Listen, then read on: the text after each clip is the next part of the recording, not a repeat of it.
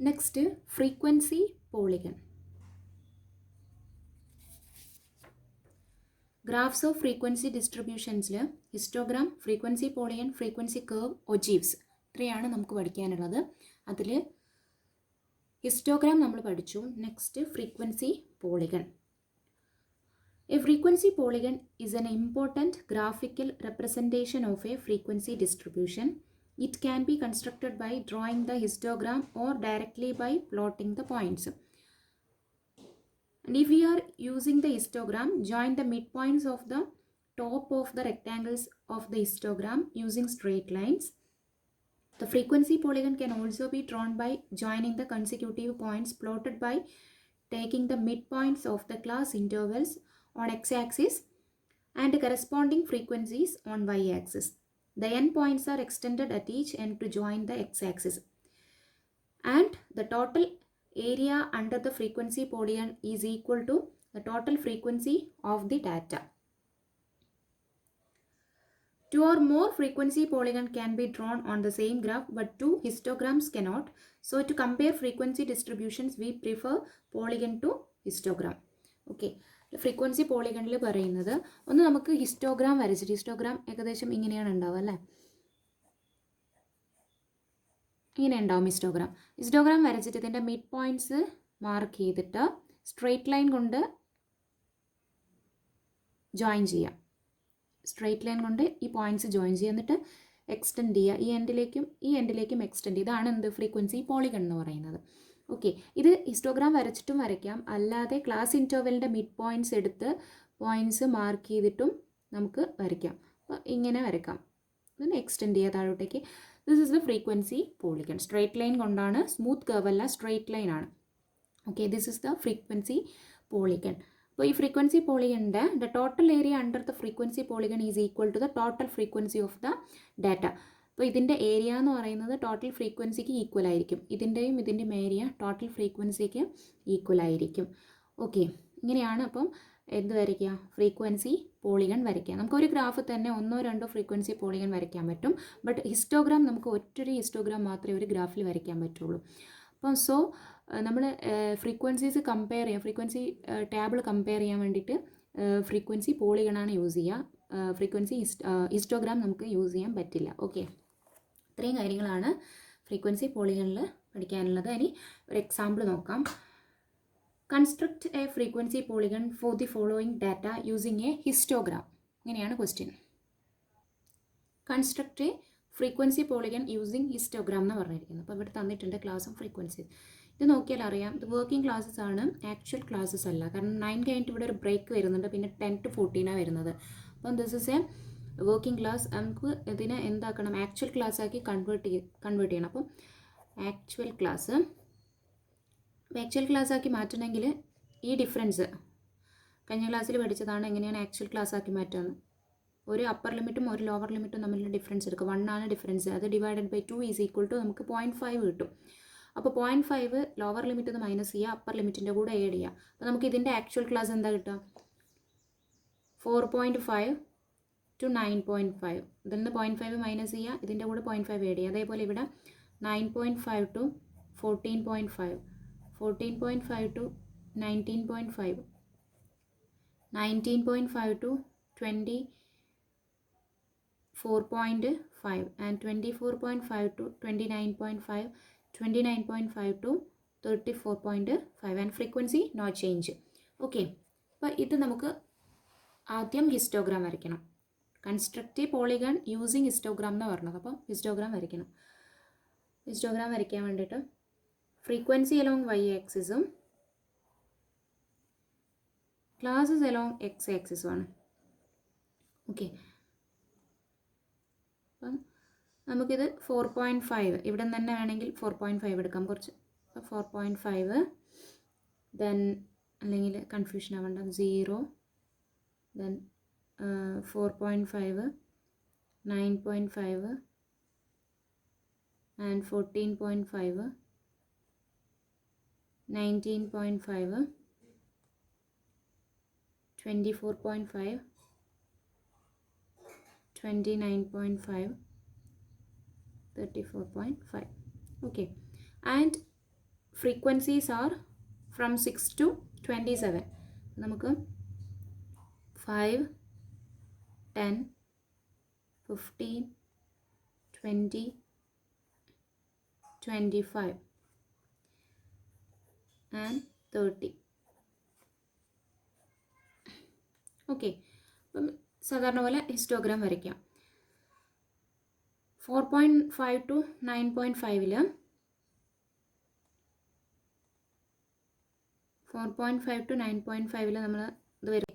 അപ്പം 4.5 to 9.5 8 ആണ് frequency വരുന്നത്. അപ്പം നമുക്ക് ഇവിടെ എടുക്കാം ഏകദേശം.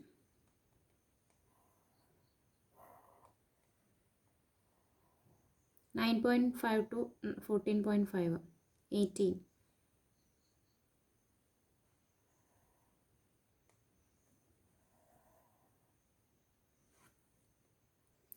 This is the histogram.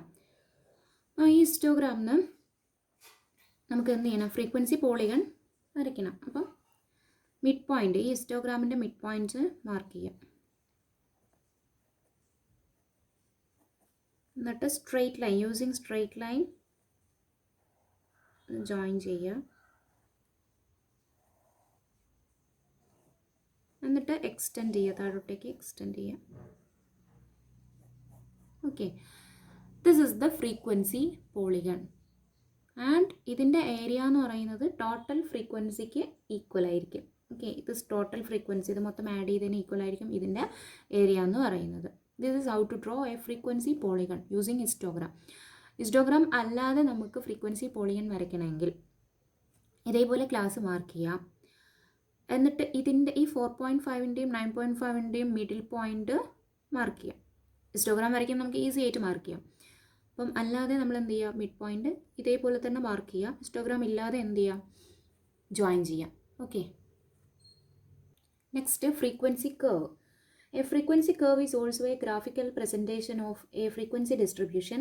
It gives a more realistic representation of a distribution than a histogram or a frequency polygon.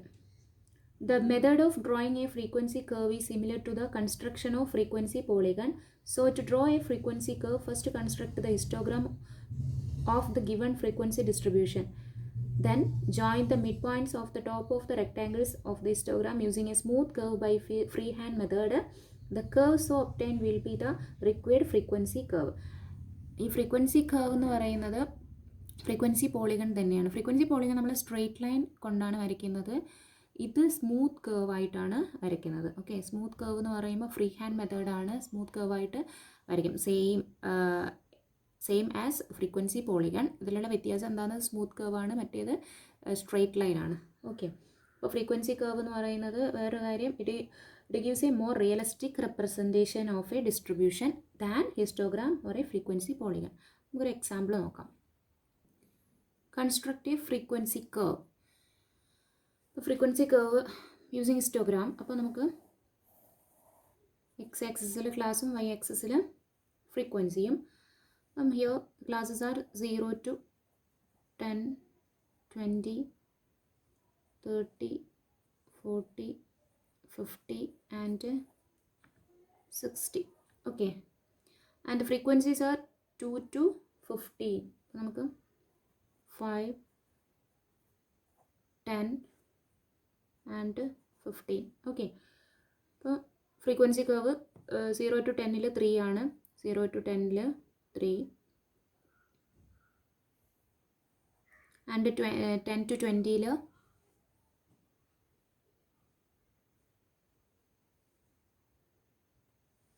10 to 20 6 ആണ്. 10 to 20 6.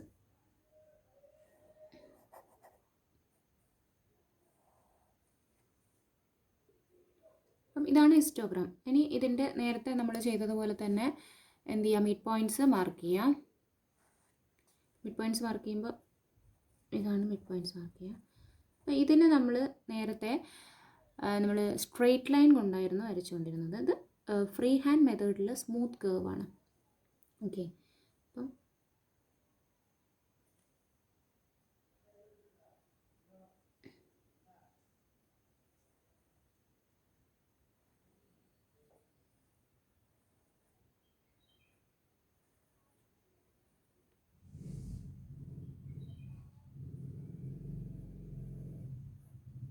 ഇതാണ് എന്ത് ഫ്രീക്വൻസി